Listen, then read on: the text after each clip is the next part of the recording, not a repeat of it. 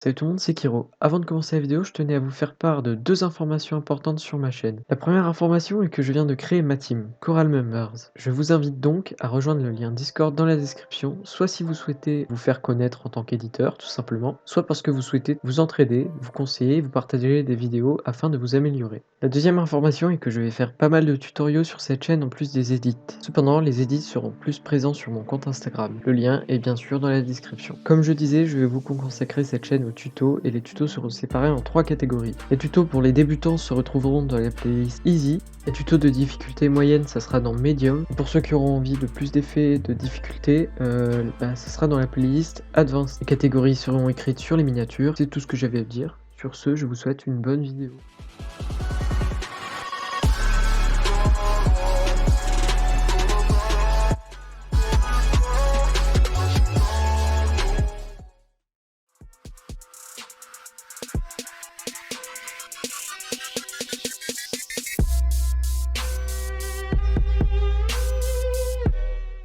Donc on commence par une transition relativement simple, donc c'est la transition zoom in. Donc pour cette transition vous aurez besoin du plugin Saphir, je vous mettrai un lien pour le télécharger dans la description. Ce que vous faites en premier, c'est vous faites clic droit sur toutes les vidéos qu'il y a ici. Vous allez dans propriétés et vous faites désactiver le réenchantillonnage. C'est très important parce que sinon lors du rendu il y aura beaucoup de bugs. Des fois ça peut me mettre sur pause pendant les transitions et tout, et c'est vraiment pas ce qu'on veut. Donc voilà, je vous montre un petit peu le clip vidéo que j'ai fait. Donc vous prenez S-Blur Mo Curves dans effet vidéo, vous mettez le par défaut, de toute façon vous n'aurez pas celui-là. Donc vous mettez sur le clip où c'est que vous voulez mettre le zoom. Donc vous allez sur Z-Distance, Z-Distance c'est pour les zooms. Vous cliquez sur l'horloge, donc animé en fonction des images. Donc vous allez sur la dernière image, vous mettez un point. Vous allez 5 frames en arrière en cliquant sur la flèche gauche. 2, 3, 4, 5. Ensuite, vous cliquez encore dessus. Et vous faites 1, 2, 3. Je vous explique. Ici par exemple, si on modifie ça, ça va vers l'arrière ou vers l'avant. Donc là ça fait des bandes noires parce qu'on n'a pas mis le reflect. Et de toute façon on va faire un zoom vers l'avant donc ça pose pas problème. Donc voilà, on va animer en fonction du temps.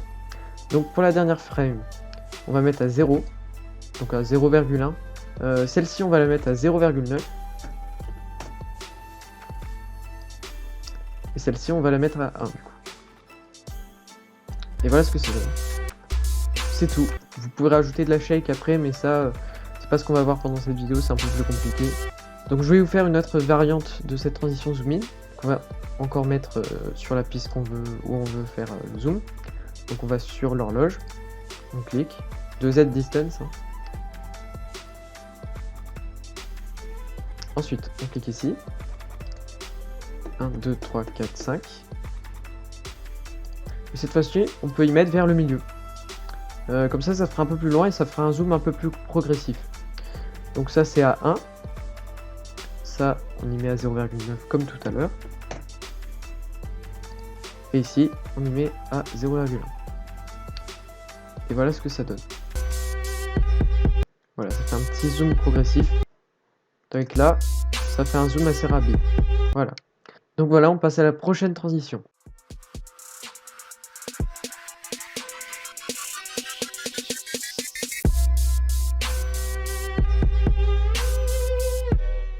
Donc pour la deuxième transition, c'est presque pareil que zoom in, à une différence près. Donc pareil, vous aurez besoin du plugin Saphir et de S-Blur Mo Curves. Donc vous le faites glisser dessus. Donc là, moi je l'ai déjà fait glisser, donc je vais ici. Et là, la différence en fait, c'est que ici vous devez mettre Reflect et Reflect. Comme ça évite de mettre des bandes noires lors du zoom out. Et donc cette fois-ci, ce que vous allez faire, je vais vous montrer les deux façons de faire un zoom out. Cette fois-ci, c'est un peu plus différent. Donc là, vous faites 1, 2, 3, 4, 5. 1, 2, 3. Celui-là, je l'utilise pas beaucoup, c'est plus le deuxième que je vais vous montrer que j'utilise. Donc là, on va mettre... je me suis trompé. On va mettre 1,1. Voilà, ici. Et ici, on va mettre 1,5. Ensuite, on va aussi mettre S-Blur Mo Curves sur le deuxième. Pareil, on met reflect. Et là, on va encore mettre Z distance. Et cette fois-ci, on va y mettre au début. Oh, j'ai déjà mis un point. 1, 2, 3, 4, 5. C'est exactement la même chose qu'à la fin, mais au début. 1, 2, 3. Ici, on va mettre 0,9, comme pour un zoom, mais à l'envers. Et là, à 0. Et là, ce que ça va faire... Voilà. Ça fait un zoom vers l'arrière. Donc là, moi, ce que j'aime pas trop dans ce zoom, c'est qu'on va un peu sur les côtés. Donc je vais vous montrer comment je fais, moi. Alors, pour ma part, comment je fais, je vais juste mettre sur la deuxième pour le zoom. Au lieu d'y mettre sur la première, je vais la mettre sur la deuxième. Je vais mettre Z distance. Et je vais mettre au début. 1, 2, 3, 4, 5, avec la flèche de droite. 1, 2, 3. Et cette fois-ci, je vais mettre comme ça, comme un zoom, mais à l'envers. Comme je vous ai dit tout à l'heure. Vous mettez 0,9. Voilà, c'est en fait tout simplement, ici il n'y a aucun, sur cette piste, il n'y a aucun dézoom. Ici par contre, oui. Et ça donne l'impression que la vidéo vient dessus. Et moi je préfère comme ça. Bon, après vous faites comme vous voulez. Donc on passe tout de suite à la prochaine transition.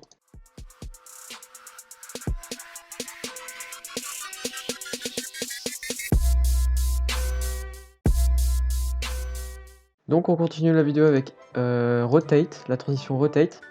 Donc pareil, on prend celle qu'on a enregistrée. Si vous ne l'avez pas encore fait, vous pouvez y mettre ici et cliquer là. Voilà, vous mettez ce que vous voulez. Bien sûr, il faut mettre les deux reflect pour y enregistrer. Voilà, comme ça évite de tout le temps remettre reflect. Enfin bref, vous avez compris. Ensuite, on clique sur l'horloge de Rotate cette fois-ci.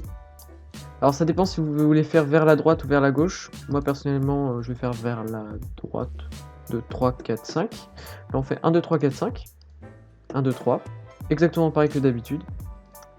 Alors cette fois-ci, dans Rotate, vous allez d'abord, sur celle du milieu, mettre 20. Voilà. Et sur celle-ci, on va mettre 90 degrés. Alors ça peut être 180 et tout, mais faut pas trop mettre non plus, il faut pas en mettre trop peu. Pour moi 90 c'est le bon compromis. Et ensuite on met sur la deuxième piste, juste ici, et on finit la rotate, parce que sinon ça fait pas très beau. Vaut mieux finir 1, 2, 3, 4, 5, 1, 2, 3. Et ici cette fois-ci on va mettre moins 20 sur celle du milieu, et moins 90. Et voilà ce que ça donne. Et je vais en profiter pour vous montrer pourquoi il faut mettre les deux réflexes. En fait, c'est tout simplement parce que si on les désactive, ça fait vraiment dégueulasse. Voilà, ça fait des bandes noires, c'est pas très beau. Donc vaut mieux mettre reflect. Donc voilà, on passe à la prochaine transition.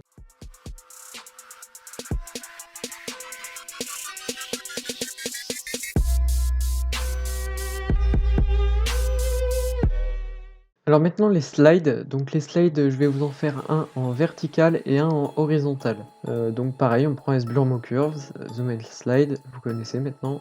Vous allez, alors là en horizontal on va faire Shift X. Donc horloge, et à la fin on va mettre le point. On va mettre 1, 2, 3, 4, 5, donc ça vous connaissez, je vais faire un peu accéléré. Alors là ici par contre, on va mettre sur la dernière frame 0,4. C'est ni trop ni moins, c'est le bon compromis, je trouve. Et ici, sur celui du milieu, pour que ça soit progressif, on va mettre 0,1.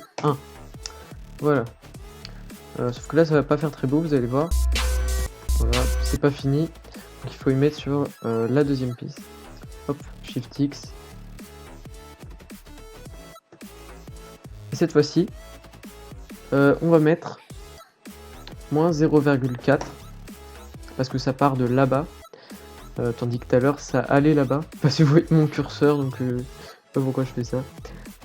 Alors, moins 0,1.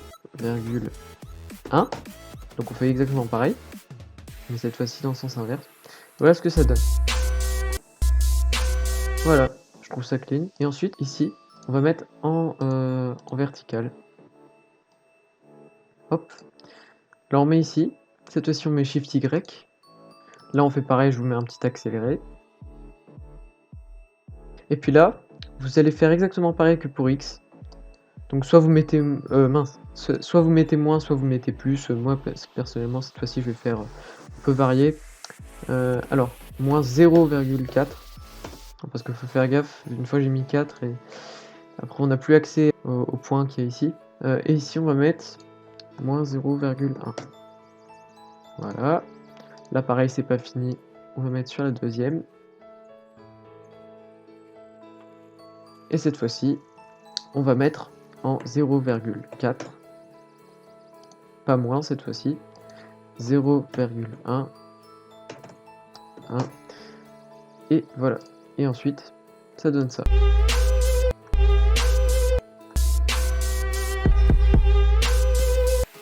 Voilà, donc on passe à la dernière transition.